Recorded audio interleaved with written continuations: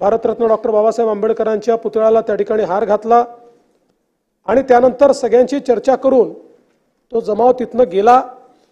त्यातले 60-70 लोक मात्र थेट रेल्वे स्टेशनवर गेले आणि नंदीग्राम एक्सप्रेस जी होती त्याच्यासमोर त्यांनी रेल रोको केला। काही काळ तो रेल रोको चालला, मग त्यांनाही समजवण्यात आलं, त्यांनी तो रेल रोको परत घेतला।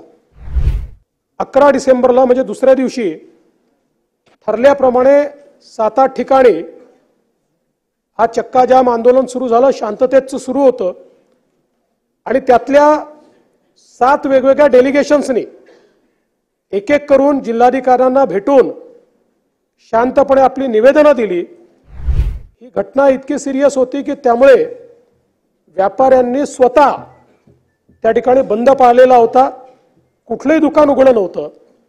तथापि हा जो काही जमाव होता, हा जमाव बंद असलेल्या दुकानांची तोडफोड कर, त्यांचे सीसीटीव्ही फोड, बाहेर काहींच्या समोर तारा होत्या, वायर्स होत्या, त्या जाळण्याचं काम त्या ठिकाणी सुरू झालं आणि मग दिसेल ती मोटर त्या ठिकाणी जाळण्याचं काम झालं। काही महिला होत्या, ज्या महिलांनी जिल्हाधिकारी कार्यालयामध्ये प्रवेश केला आणि मोठ्या प्रमाणात जिल्हाधिकारी कार्यालयात तोडफोड केली, काचा फोडल्या, त्या ठिकाणचे खुर्च्या फेकल्या, जिल्हाधिकाऱ्याच्या फायली फेकल्या। परंतु जिल्हाधिकाऱ्याने देखील अतिशय संयमाने कोणाशी दुर्व्यवहार न करता त्या ठिकाणी सगळी परिस्थिती हाताळली। की काही लोकांना असं वाटतं की या राज्यामध्ये कायदा सुव्यवस्था राहू नये, काही अशा शक्ती आहेत की ज्या जाती जातीमध्ये दंगे पसरवण्याचा प्रयत्न करतात, पण मुळामध्ये संविधान सगळ्यांचं आहे आणि त्यामुळे संविधानाच्या संदर्भातला झालेला अपमान हा प्रत्येक भारतीयाचा अपमान आहे। याला कुठल्या जाती धर्माशी जोडून आपण जर त्यात भेद निर्माण करू लागलो तर मला असं वाटतं की मग आपल्यापैकी कोणीही भारतरत्न डॉक्टर बाबासाहेब आंबेडकरांच्या नाव घेण्याची लायकी ठेवणार असणार। नियम 101 च्या अंतर्गत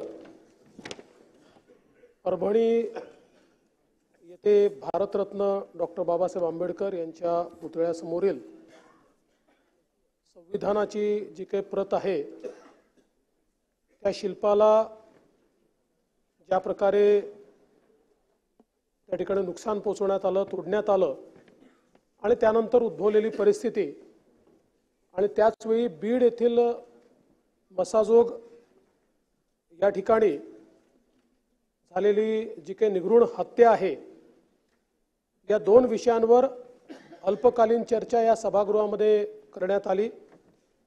या चर्चेमध्ये सन्माननीय श्री नितीन राऊत साहेब, श्रीमती नमिताताई मुंदडा, श्री राजकुमारजी बडोले, सन्माननीय डॉक्टर राहुल पाटील, सन्माननीय श्री सुरेश धस जी, सन्माननीय श्री जितेंद्र आव्हाड जी, सन्माननीय श्री अभिमन्यु पवार जी, सन्माननीय नानाभाऊ पटोले जी, सन्माननीय संदीप क्षीरसागर जी, सन्माननीय विजय सिंह पंडित जी, सन्माननीय सुनील प्रभु जी, सन्माननीय अनिल देशमुख जी, सन्माननीय राजेश विटेकर जी, सन्माननीय राजूजी धोंड, सन्माननीय श्री सिद्धार्थ खरात, सन्माननीय श्रीमती ज्योति गायकवाड़, सन्माननीय बाबूराव कदम, सन्माननीय संजय जी मेश्राम, सन्माननीय श्री रोहित पवार, या सर्व सन्माननीय सदस्यांनी या ठिकाणी सहभाग घेतला आणि या घटनेच्या संदर्भात जी काही माहिती त्यांच्याकडे आहे किंवा जी काही त्यांनी प्राप्त केली आहे, जी माध्यमात आली आहे,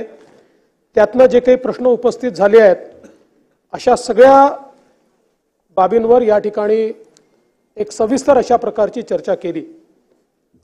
पहिल्यांदा मी परभणीच्या प्रकरणाच्या संदर्भातली माहिती या सभागृहाला देऊ इच्छितो।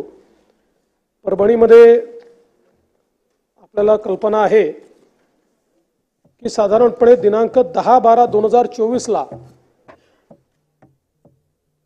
साधारणपणे 4:30 ते 4:45 च्या दरम्यान एक दत्तराव सोपनराव पवार वय 47 या माणसाने जी काही भारतरत्न डॉक्टर बाबासाहेब आंबेडकरांच्या पूर्णाकृती पुतळ्याजवळ जी एक प्रतिकात्मक संविधानाची प्रत ठेवली होती ती तिथे तोडफोड केली, त्याची काच फोडली, ती खाली फेकली आणि त्यानंतर अनेक घटनांना त्या ठिकाणी सुरुवात झाली। मुळात जर आपण बघितलं तर ही घटना घडल्यानंतर त्या ठिकाणी पोलिसांना जशी माहिती मिळाली, पोलीस घटनास्थळी पोहोचले, मोठ्या प्रमाणात जमाव त्या ठिकाणी वाढू लागला। जमावाने रोडवरनं जाणाऱ्या एका बसची, ट्रकची काच फोडली, रास्ता रोको आंदोलन सुरू केलं। मात्र त्यातल्या काही लोकांनी जिल्हाधिकाऱ्यांना फोन केला आणि त्यांना सांगितलं तुम्ही या ठिकाणी या। जमावातले काही लोक, काही नेते मंडळी होती जी शांततेने हे सगळं झालं पाहिजे असा प्रयत्न करत होती आणि त्यामुळे त्यांनी जिल्हाधिकाऱ्यांना फोन केला आणि सांगितलं तुम्ही या ठिकाणी या।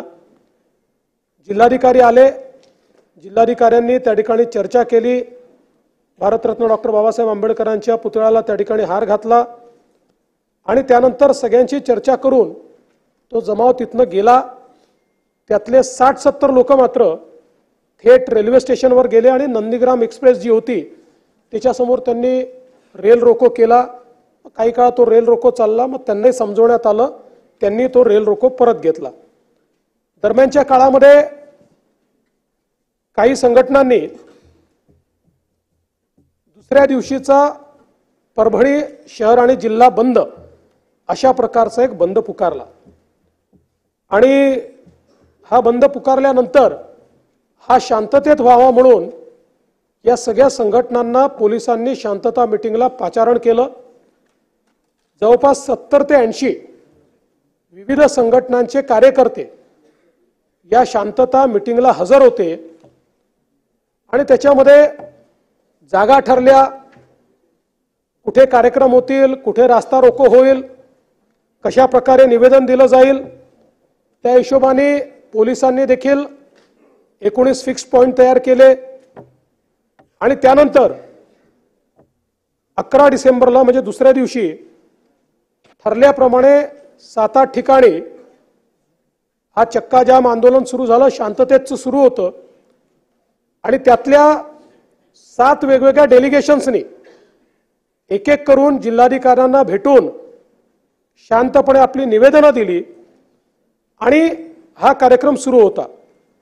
या दरम्यान अचानक खानापूर फाटा, वसंतराव नाईक पुतळा, विसावा फाटा, गंगाखेड रोड या ठिकाणी काही आंदोलकांनी पहिल्यांदा टावर जाण्याची सुरुवात केली। त्यानंतर 300-400 आंदोलक जमा झाले आणि या आंदोलकांनी मोठ्या प्रमाणात त्या ठिकाणी तोडफोड सुरू केली।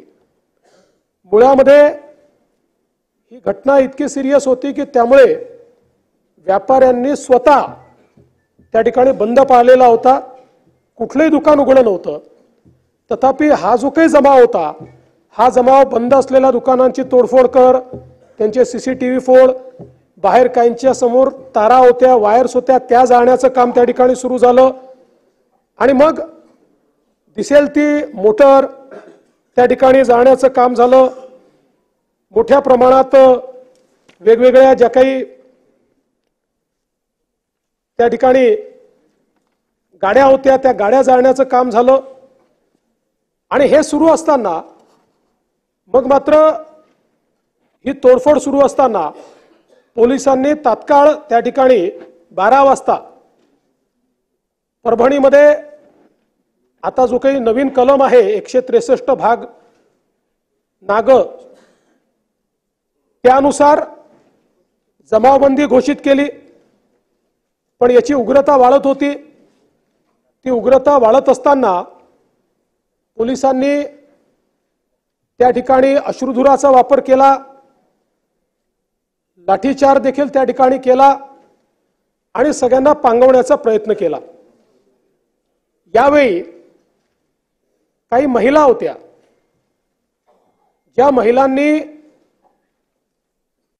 जिल्हाधिकारी कार्यालयामध्ये प्रवेश केला आणि मोठ्या प्रमाणात जिल्हाधिकारी कार्यालयात तोडफोड केली, काचा फोडल्या, त्या ठिकाणचे खुर्च्या फेकल्या, जिल्हाधिकाऱ्याच्या फायली फेकल्या। परंतु जिल्हाधिकाऱ्याने देखील अतिशय संयमाने कोणाशी दुर्व्यवहार न करता त्या ठिकाणी सगळी परिस्थिती हाताळली। आणि यानंतर ज्यावेळी बाहेरून कुमक आली, SRPF आपण आणली, त्यानंतर मात्र सगळा जमाव शांत झाला आणि या संदर्भात एक प्रकारे शांतता प्रस्थापित झाली। या दरम्यान कुठले कुठले गुन्हे दाखल झाले हे आपण स्वतः वाचून दाखवले आहेत, त्यामुळे मी पुन्हा वाचून दाखवणार नाही। पण एकूण जे काही दगडफेक करणारे, जाळपोळ करणारे आहेत, यातल्या 51 लोकांना त्या ठिकाणी पोलिसांनी ताब्यात घेतलं। यामध्ये 42 पुरुष, 3 महिला आणि 6 विधी संघर्षित बालकांचा समावेश होता। या 43 पुरुषांना 3 गुन्ह्यांमध्ये अटक करण्यात आली। महिला आणि बालकांना अटक करण्यात आली नाही। महिलांना नोटीस देण्यात आली आणि घरी सोडून देण्यात आलं। त्यांच्यावर कुठलीही कारवाई या ठिकाणी करण्यात आली नाही। साधारणपणे हे जे काही अटक सत्र आहे हे 6 वाजेपर्यंत चालू होतं। 6 वाजेनंतर कुठलंही अटक सत्र या ठिकाणी करण्यात आलं नाही। आणि या अटक सत्राच्या दरम्यान साधारणपणे जे लोक या ठिकाणी व्हिडिओ फुटेजमध्ये तोडफोड करताना दिसत आहेत, कोणालाही मास्क वगैरे काही नाहीये, चेहरे सगळ्यांचे खुले आहेत आणि खुल्या चेहऱ्याने त्या ठिकाणी लाठ्या काठ्या घेऊन गाड्यांची तोडफोड करतायत, दुकानांची तोडफोड करतायत। अशा लोकांवर ही कारवाई जी आहे ती या ठिकाणी करण्यात आलेली आहे। तर काही अजून फॅक्ट मला या निमित्ताने ठेवायचे आहेत। एक तर हा जो पवार आहे,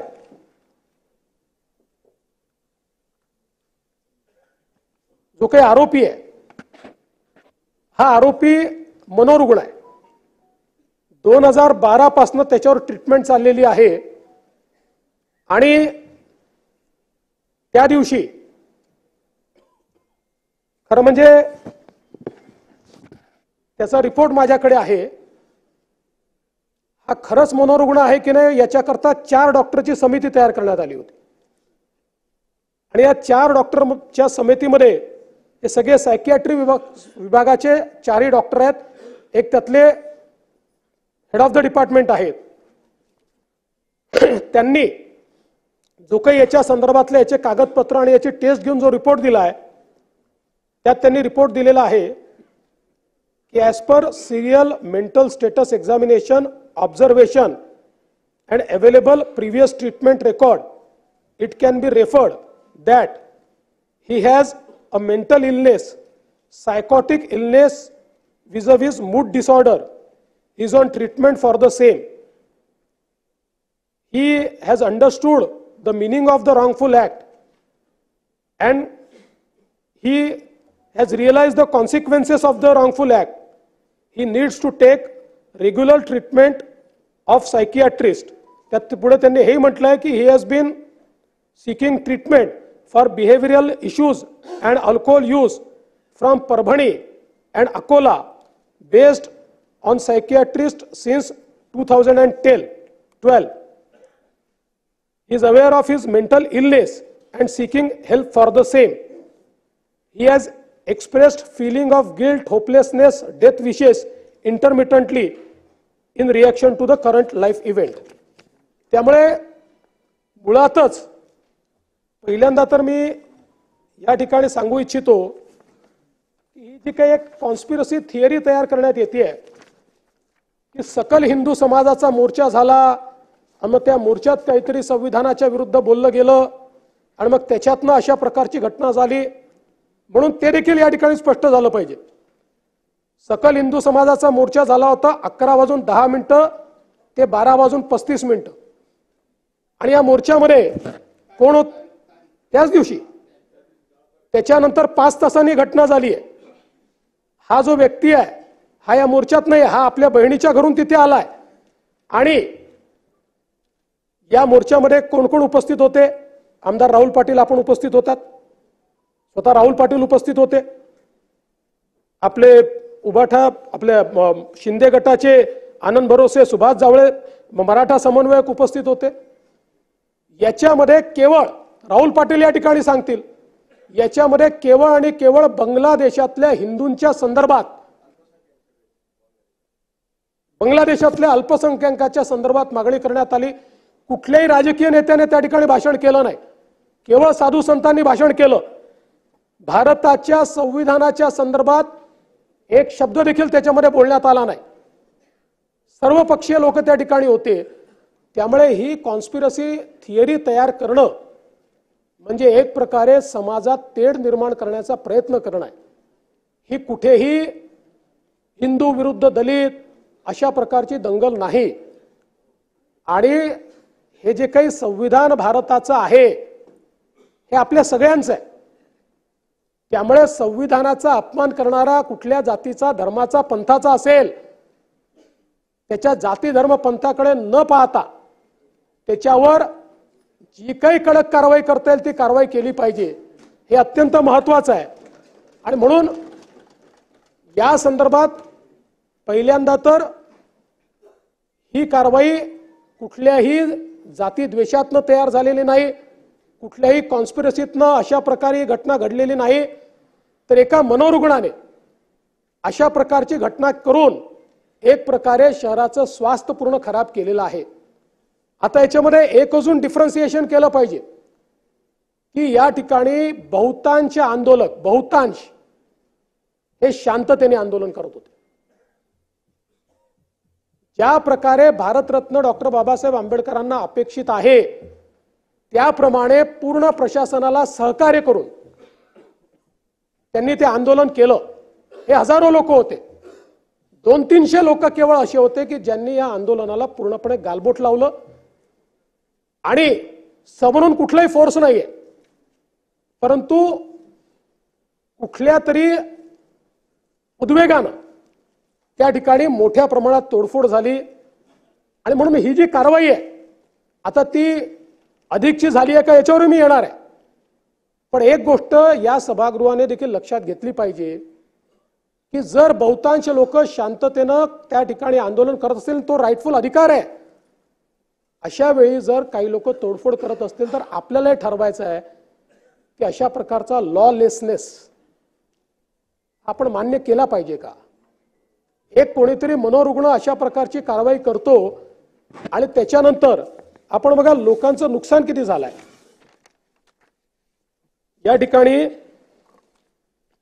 सरकारी कार्यालयांचं नुकसान तर आहेच, पण सामान्य जे नागरिक आहेत यांच्या गाड्या तोडल्या, टू व्हीलर तोडल्या, दुकानं तोडली, त्याचं देखील प्राथमिक नुकसान 1,89,54,400 कोटी रुपयाचं आहे।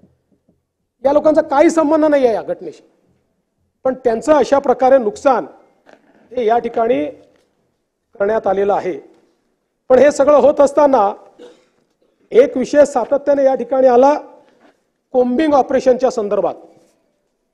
खरं म्हणजे साधारण 4-4:30 वाजता मला सन्माननीय बाळासाहेब आंबेडकरांचा फोन आला आणि बाळासाहेबांनी मला सांगितलं की मला माहिती मिळते की काहीतरी कोम्बिंग ऑपरेशन चाललंय। मी तात्काळ पोलिसांशी बोललो, त्यांना म्हटलं कशाचं कोम्बिंग ऑपरेशन करताय। म्हणाले आम्ही कोम्बिंग ऑपरेशन करत नाही, जे अपरंटली दिसतायत व्हिडिओ त्यांना आम्ही पकडतोय। मी त्यांना म्हटलं त्याचाही संदेश चांगला जात नाही।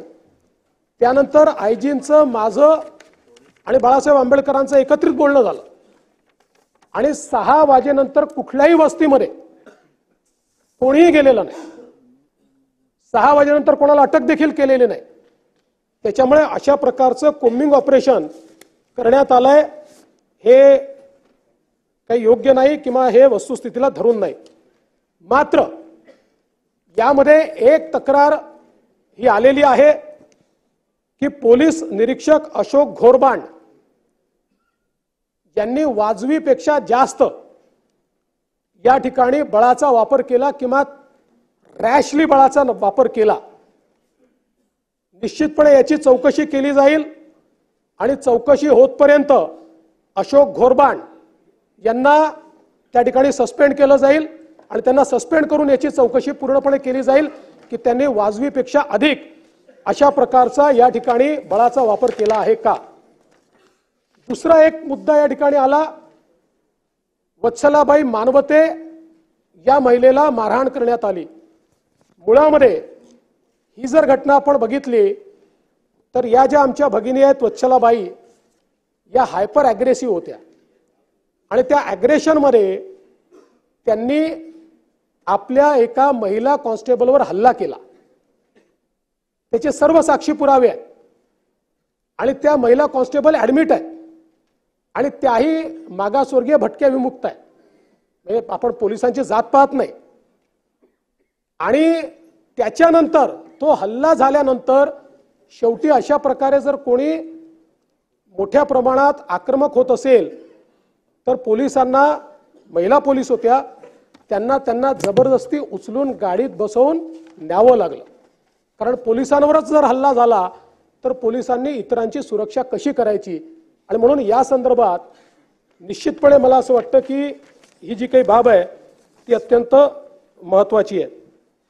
यासोबत जो काही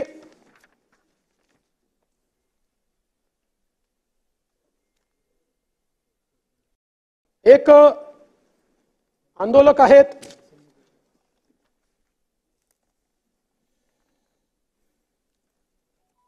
सोमनाथ व्यंकट सूर्यवंशी, हे सोमनाथ व्यंकट सूर्यवंशी जे आहेत हे लॉचं शिक्षण घेत होते। साधारण मूळ हे लातूर जिल्ह्यातले आहेत। त्या ठिकाणी त्यांचा परिवार आहे, पुण्यामध्ये आले, मग परभणीमध्ये शिक्षण घेत आहेत।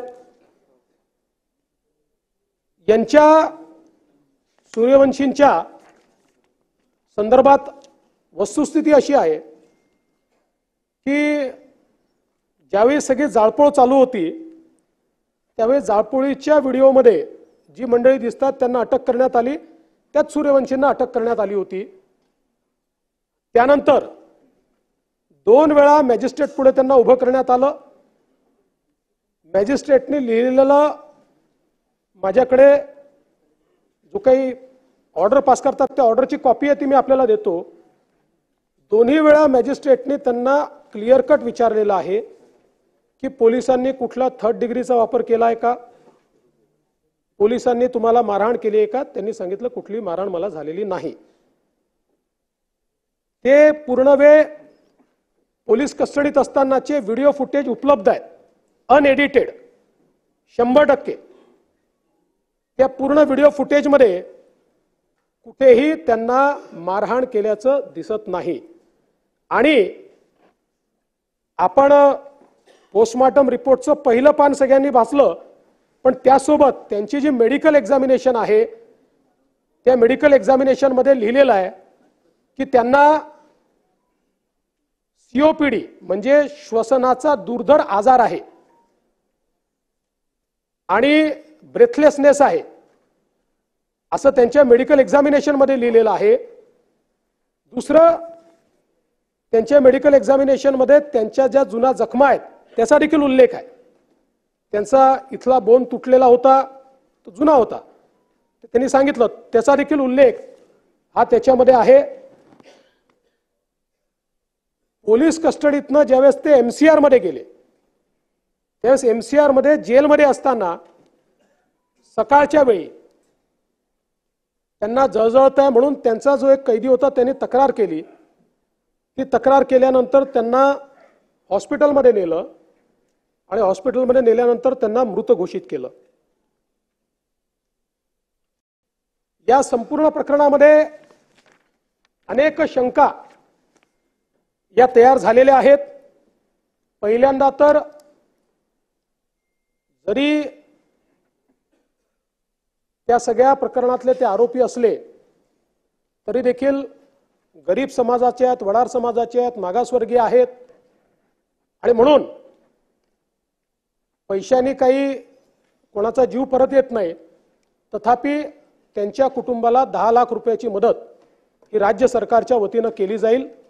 आणि ज्या शंका उपस्थित झाल्या शेवटी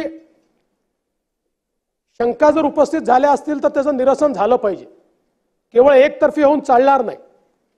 आणि म्हणून या सगळ्या प्रकरणाची न्यायालयीन चौकशी ही केली जाईल.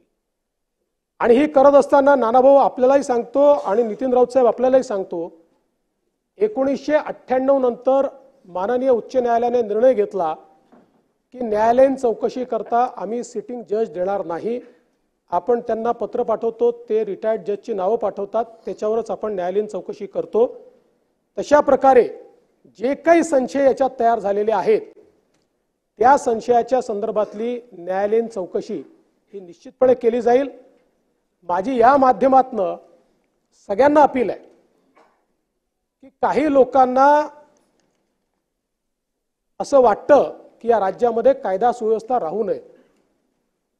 काही अशा शक्ती आहेत की ज्या जाती जातीमध्ये दंगे पसरवण्याचा प्रयत्न करतात. पण मुळामध्ये संविधान सगळ्यांचं आहे आणि त्यामुळे संविधानाच्या संदर्भातला झालेला अपमान हा प्रत्येक भारतीयाचा अपमान आहे. याला कुठल्या जाती धर्माशी जोडून आपण जर त्यात भेद निर्माण करू लागलो तर मला असं वाटतं की मग आपल्यापैकी कोणीही भारतरत्न डॉक्टर बाबासाहेब आंबेडकरांच्या नाव घेण्याची लायकी ठेवणार असणार नाही. आपल्याला या ठिकाणी हे लक्षात घेतलं पाहिजे आणि विशेषतः आमच्यासारख्या तुमच्यासारख्या सगळ्या राजकीय नेत्यांनी अशा प्रकरणांमध्ये संयमाने जेवढ्या लवकर तणाव कमी होऊ शकेल तो तणाव कमी करण्याचा प्रयत्न हा केला पाहिजे. एवढीच माझी या निमित्ताने अपील आहे. अध्यक्ष महोदय, यासोबत बीडमध्ये जे प्रकरण मस्साजोगला या ठिकाणी झालं,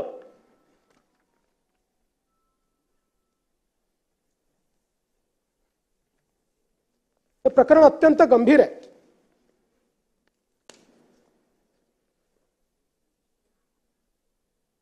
यातनं खरं म्हणजे एक केवळ संतोष अण्णा देशमुख यांची निगृण हत्या करण्यात आली इथपर्यंत हे प्रकरण मर्यादित नाही. या प्रकरणाची पाळंमुळं खोदावी लागतील आणि त्यातनं बीड जिल्ह्यामध्ये ज्या प्रकारची लॉलेसनेसची परिस्थिती आपल्याला पाहायला मिळते आहे ती परिस्थिती आपल्याला संपवावी लागेल. आपण जर याची पार्श्वभूमी थोडी बघितली तर खऱ्या अर्थानं आवाडा एनर्जी यांनी एक फार मोठी गुंतवणूक त्या ठिकाणी सोलरमध्ये केलेली आहे. बीडमध्ये केली आहे. त्यांचं नाव आवाडा ग्रीन एनर्जी आहे. ते सोलर आणि पवन चक्कीचं काम करतात. त्या पवन चक्कीमध्ये त्यांनी केलेली आहे आणि यातनं मोठ्या प्रमाणात त्या ठिकाणी कामं निघतायत, लोकांना रोजगार मिळतो आहे. आणि म्हणून काही लोक ही कामं आम्हालाच द्या, आम्ही म्हणू त्या रेटनेच द्या आणि नसतील द्यायची तर आम्ही सांगू तेवढी आम्हाला खंडणी द्या, अशा प्रकारच्या मानसिकतेमध्ये त्या ठिकाणी वावरताना आपल्याला पाहायला मिळत आहे. आणि मग यातलाच एक प्रकार जो आहे, साधारणपणे 6/12/2024 रोजी 12-12:30च्या दरम्यान हे जे मसाजोग इथे आवाडा ग्रीन एनर्जीचं ऑफिस आहे त्या ठिकाणी अशोक नारायण घुले, सुदर्शन घुले, प्रतीक घुले असे सगळे जे काही आरोपी आहेत ते आरोपी त्या ठिकाणी गेले. पहिल्यांदा त्यांनी तिथला जो वॉचमन आहे अमरदीप भगवान सोनवणे याला शिवीगाळ आणि मारहाण केली. त्यानंतर तिथले senior manager, project manager Shivajirao Thopte हे त्या ठिकाणी आले. त्यांना देखील त्यांनी मारहाण केली आणि मारहाण चालू असताना साहजिक त्यांनी तिथले जे सरपंच आहेत संतोष अण्णा देशमुख यांना फोन केला की अशा प्रकारे हे येऊन मारहाण करतायत आणि हे गुन्हे जे आहेत हे बाजूच्या गावचे आहेत आणि त्यामुळे साहजिकच बाजूच्या गावचे लोक येऊन आमच्याकडे अशा प्रकारची मारहाण करतात म्हणून ते त्या ठिकाणी आले आणि त्या ठिकाणी आल्यानंतर तिथे थोडी मारहाण झाली आणि अर्थातच देशमुखांसोबत देखील अनेक लोक आले होते. त्यांनी एक प्रकारे हे येऊन इथे जर दादागिरी करत असतील तर यांना धडा शिकवला पाहिजे या हिशोबाने त्यांना थोडा चोप दिला आणि त्याचा व्हिडिओ देखील मोठ्या प्रमाणात व्हायरल झाला की कशा प्रकारे हे गुन्हे वगैरे दादागिरी करत होते आणि कशा प्रकारे त्यांना मार खावा लागला अशा प्रकारचा एक व्हिडिओ व्हायरल झाला. आणि त्यानंतर आपल्याला कल्पना आहे की साधारणपणे 9 तारखेला 9/12/2024 संतोष अण्णा हे 4 चाकी वाहनातनं त्या ठिकाणी आपल्या गावी परत जात होते. ते एकटेच होते, कोणीच नव्हतं सोबत. पेट्रोल पंपावर थांबले, तिथे त्यांचे आत्ते भाऊ आहेत ते त्यांना दिसले. त्यांनी त्यांना बोलवलं की चल माझ्यासोबत. ते ड्रायव्हिंग सीटवर बसले, हे बाजूच्या जागेवर बसले आणि हे त्या ठिकाणून निघाले. ज्यावेळी ते निघाले त्यावेळी टोल नाक्याजवळ काळ्या रंगाची एक स्कॉर्पिओ आणि त्याच्या मागे एक अजून गाडी, अशा या गाड्या त्या ठिकाणी त्यांची वाट पाहत होत्या. यांची गाडी टोलवरनं थोडी वेगाने निघाली. मग त्यांनी त्यांना इंटरसेप्ट केलं. इंटरसेप्ट केल्यानंतर पहिल्यांदा ड्रायव्हर साईडची काच फोडली. त्यांना असं वाटलं की संतोष अण्णा या बाजूलाच बसले आहेत, पण त्यांच्या लक्षात आलं की तिकडे दुसरं कोणी बसलाय. पुन्हा दुसऱ्या बाजूला गेले, त्या ठिकाणी ती काच फोडली. त्यांना बाहेर काढलं आणि बाहेर काढल्यानंतर त्यांना या स्कॉर्पिओ गाडीमध्ये टाकलं आणि बराच वेळ पहिल्यांदा त्या गाडीमध्येच त्यांना मारहाण करत होते. अशा प्रकारचं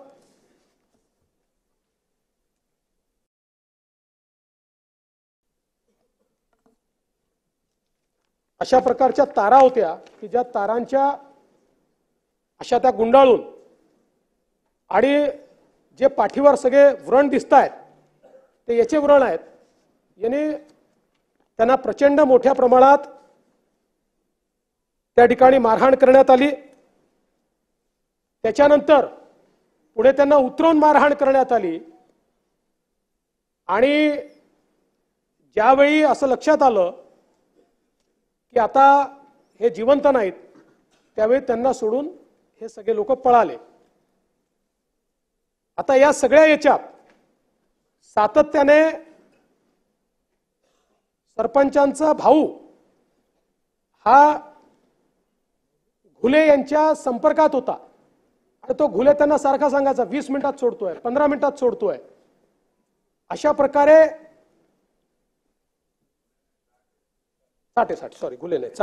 चाटेंच्या आजो माणिक जयराम माणिक चाटे, विष्णू महादेव चाटे 45 वर्षीय विष्णू महादेव चाटेच्या संपर्कात होता. तो सारखा सांगायचा सोडतोय, पण त्यांनी त्यांना काही सोडलं नाही. प्रचंड मारहाण त्यांना त्या ठिकाणी करण्यात आली आणि त्या मारहाणीमध्ये त्यांचा मृत्यू त्या ठिकाणी झाला. अतिशय दुर्दैवी अशा प्रकारचा मृत्यू आहे. यात एकच फक्त सुरेश अण्णांनी या ठिकाणी जो मुद्दा मांडला, कारण काही गोष्टी या रेकॉर्डवर ठीक असल्या पाहिजे म्हणून सांगतो की हा जो काही मुद्दा समोर आलेला आहे की त्यांचे डोळे वगैरे जाळण्यात आले, ही वस्तुस्थिती नाही आहे. त्यांच्या डोळ्यावर मारण्यात आलेला आहे, पण डोळे जाळण्यात आलेले नाही आहेत. पण जो काही त्यांची हत्या झालेली आहे अतिशय निगृढ अशा प्रकारची ही हत्या झालेली आहे. आणि याच वेळी खरं म्हणजे काही प्रश्न उपस्थित झाले की ही 6 तारखेची घटना झाली. या 6 तारखेच्या घटनेवर एट्रॉसिटी हा उशिरा का दाखल करण्यात आला? त्याचं प्रामुख्याने कारण असं होतं की 6 तारखेच्या घटनेची जी फिर्याद आहे, ही फिर्याद प्रोजेक्ट इंजिनियर शिवाजी थोपटेंनी दिली होती आणि त्यावेळी त्यांनी स्वतःला मारहाण कशी झाली या संदर्भातली फिर्याद दिल्यामुळे तिथे अॅट्रॉसिटी अट्रॅक्ट झाला नाही. 4 दिवसांनी ज्यावेळेस त्यांनी ॲडिशनल फिर्याद अमरदीप सोनवणेची दिली, अमरदीप सोनवणे हे मागासवर्गीय असल्यामुळे त्या फिर्यादीवर अॅट्रॉसिटी त्या ठिकाणी लागू करण्यात आली. याच दरम्यान एक अजून वस्तुस्थिती आपल्या लक्षात आली आहे, ती म्हणजे 29/11/2024 रोजी ही एक केस पोलीस ठाण्यात फिर्याद आहे. ज्या फिर्यादीमध्ये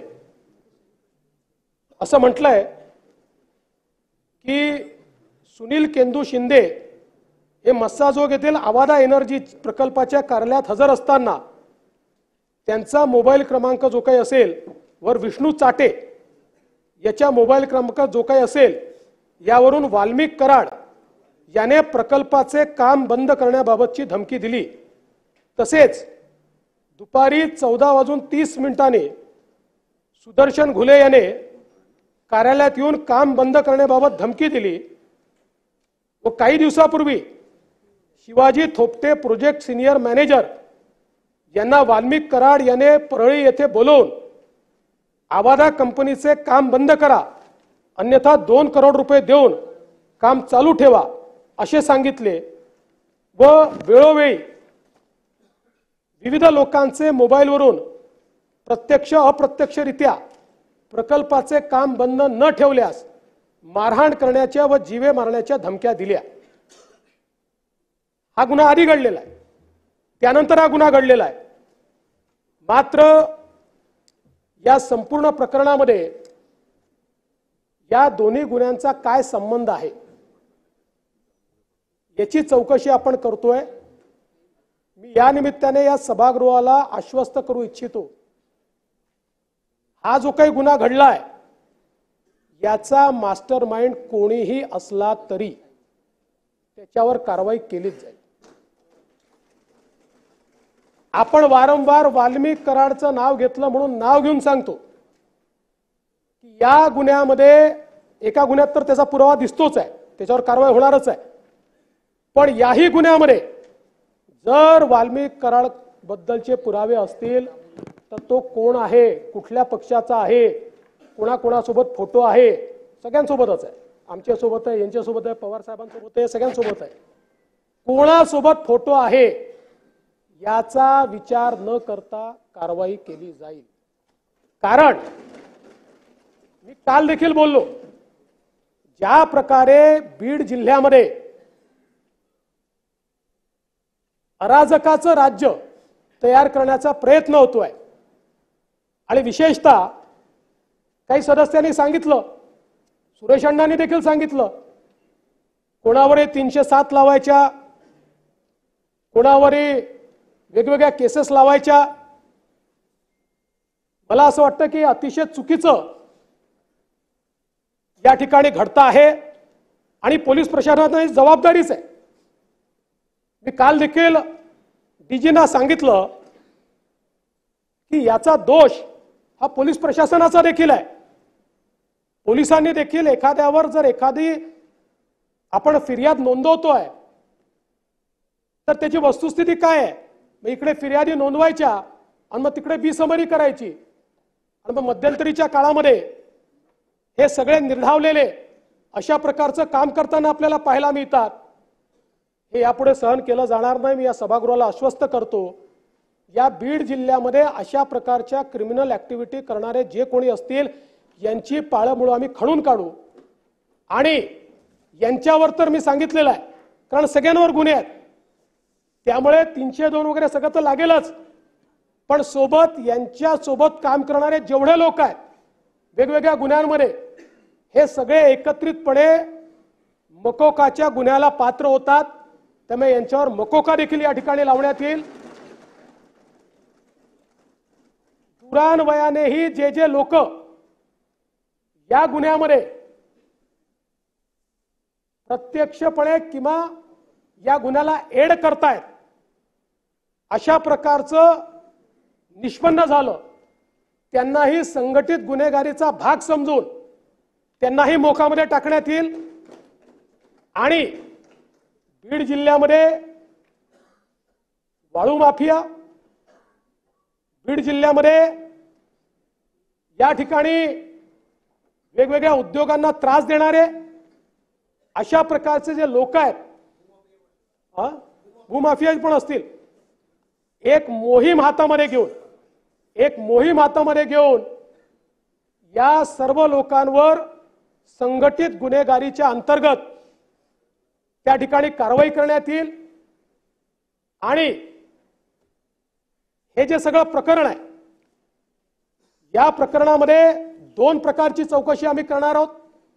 एक आयजी लेवल अधिकारी यांच्या अंतर्गत एसआयटी तयार केलेली आहे। ती एसआयटी या प्रकरणाची पूर्ण चौकशी करेल। आणि दुसरीकडे, कारण शेवटी एसआयटी चौकशी करताना गुन्ह्याच्या अनुषंगाने करते, इकोसिस्टीमच्या अनुषंगाने चौकशी झाली पाहिजे, म्हणून न्यायालयीन चौकशी देखील या संपूर्ण प्रकरणाची या ठिकाणी केली जाईल। टाइमलाइन आपण साधारणपणे 3 ते 6 महिन्यात पूर्ण करू, 3 ते 6 महिन्यात। आणि स्वर्गीय संतोष देशमुख जे आहेत, यांच्यासारखा एक युवा सरपंच, खरं म्हणजे मी मगाशी देखील बोललो, कोणाच्या जीवाचं मोल आपण पैशाने करू शकत नाही, तथापि एक छोटीशी मदत म्हणून त्यांच्या परिवाराला 10 लाख रुपयाची मदत ही राज्य सरकारच्या वतीने करण्यात येईल। आणि या संपूर्ण प्रकरणाची गंभीरता आणि त्यासोबत या ठिकाणी जी प्रकरणं बाहेर येत आहेत, या सगळ्या प्रकरणांमध्ये कुठेतरी पोलीस प्रशासनाची कुचराई दिसत असल्यामुळे बीडच्या एसपींना ट्रान्सफर करण्याचा निर्णय हा या ठिकाणी मी घेतलेला आहे। महाजनांचा जो विषय आहे, पाटीलला तो ऑलरेडी आपण सस्पेंड केलाय, पण महाजनांच्या संदर्भात मी माहिती घेतली। बघा, चुकीच्या व्यक्तीवर कारवाई होऊ नये म्हणून मी तुम्हाला टाइमलाइन सांगतो। आणि ही जी टाइमलाइन आहे ही सगळी सीसीटीव्ही फुटेजमध्ये उपलब्ध आहे। 15:24 किडनॅपिंग झालं, 15:35 महाजन यांना मृतकाच्या भावाचा फोन आला, 15:43 सुदर्शन घुलेचं लोकेशन हे त्यांनी चिचोली माळी शिवारात असल्याचं महाजनांनी असर्टन केलं। 15:52 शासकीय आपलं वाहन त्या ठिकाणून रवाना झालेलं आहे। आणि त्या भागामध्ये, पूर्ण भागामध्ये स्वतः महाजन आपली टीम घेऊन फिरताना दिसत आहेत। 16:26 त्या ठिकाणी त्यांचं बोलणं हे शिवराज देशमुख, म्हणजे जे त्यांचे आत्ते भाऊ आहेत, जे ड्रायव्हर होते, त्यांच्याशी झालेलं आहे। आणि 16:36 देखील त्यांचं टोल नाक्यावर लोकेशन दिसत आहे, पूर्ण त्यांच्या टीम सहित। त्यामुळे या संपूर्ण केसमध्ये सर्वात क्विक रिस्पॉन्स जर कोणी दिला असेल तर हे जे काही पीएम महाजन आहेत त्यांनी दिलेला आहे। आणि त्यांच्याबद्दल घरच्यांची देखील तक्रार नाही आहे, त्यामुळे चुकीच्या माणसावर कारवाई होऊ नये। बाकी इतरांनी ज्या वेगानं कारवाई करण्याची गरज होती ती कारवाई न केल्यामुळे आपण त्यांच्यावर कारवाई केलेली आहे। मी पुन्हा एकदा सभागृहाला आश्वस्त करू इच्छितो की कायदा आणि सुव्यवस्था ठेवणं ही सरकारची आणि आपल्या सगळ्यांची जबाबदारी आहे। कुठल्याही प्रकारे जातीय तणाव निर्माण होऊ नये, कुठल्याही प्रकारे या ठिकाणी कोणी कोणाला लुटताय, ओरबाडताय, खंडणी वसूल करताय, अशा प्रकारचे प्रकार घडू नयेत।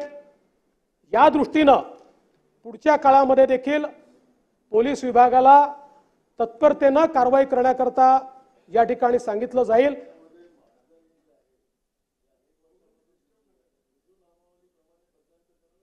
ते असेल तर बघू, तो काही प्रश्न नाही, नाही ते ठीक आहे, तो प्रश्न नाही। बघा, मी जर वरिष्ठ अधिकाऱ्यांवर कारवाई करतोय तर कनिष्ठांवर करायला काय प्रॉब्लेम आहे, पण जो नाही त्याच्यावर कारवाई करून पोलिसांमध्ये चुकीचा संदेश देऊन चालणार नाही।